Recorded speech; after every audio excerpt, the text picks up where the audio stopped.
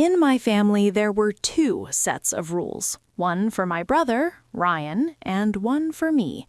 Ryan was the golden child. He could crash a car, quit a job, or get arrested, and my parents would bail him out. He's just finding himself, my mom would say. Me? I was the insurance policy. I worked 2 jobs, paid my own tuition, and paid their mortgage when they fell behind. I never asked for anything. Until the day I won the lottery. It wasn't millions, it was a scratch-off ticket. Prize, $100,000, enough to pay off my student loans and put a down payment on a house. I was shaking when I scratched it.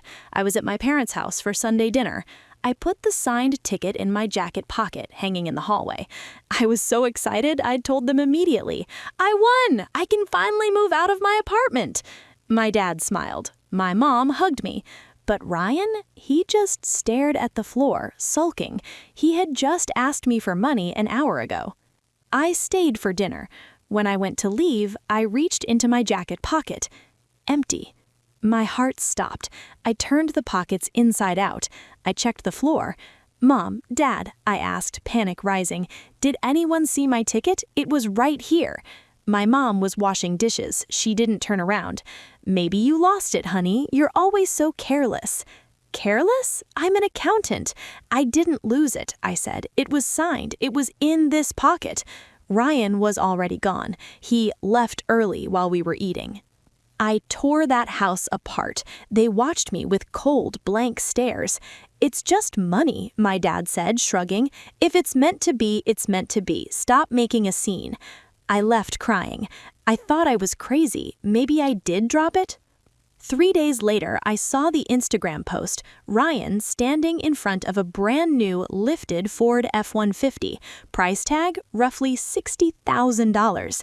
Caption, "God is good. #blessed. #new whip." Ryan had $12 in his bank account last week. I drove straight to my parents' house. Ryan's new truck was in the driveway. I stormed in. "You stole it!" I screamed. "You gave him my ticket!" My mom didn't even deny it. She sat me down at the kitchen table and looked at me like I was the villain. "Listen to yourself," she scoffed. "You have a good job, you have savings. Ryan has nothing. He needed a win. We decided as a family that he needed the money more than you." "As a family?" I whispered. "That was my money. That is theft. It's sharing," she yelled. "Don't be so greedy. He's your brother. You should be happy for him."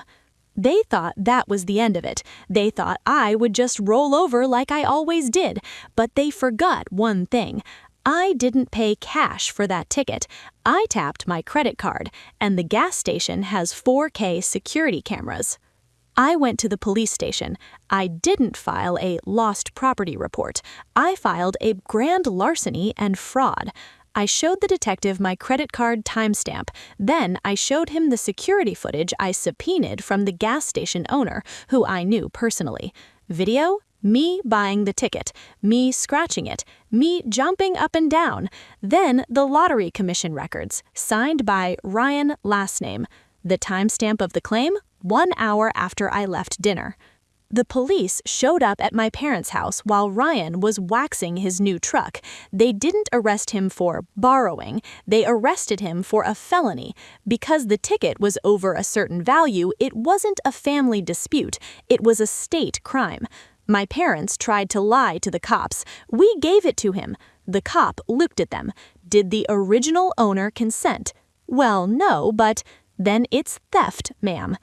Ryan is facing 3 years. The truck was seized. The remaining money, $40K, was frozen and returned to me. My parents call me every day screaming that I ruined the family and sent my brother to prison. I blocked their numbers. I used the money to buy a house, far, far away from them. They were right about one thing. Ryan really did need a place to stay. I hope he enjoys his cell.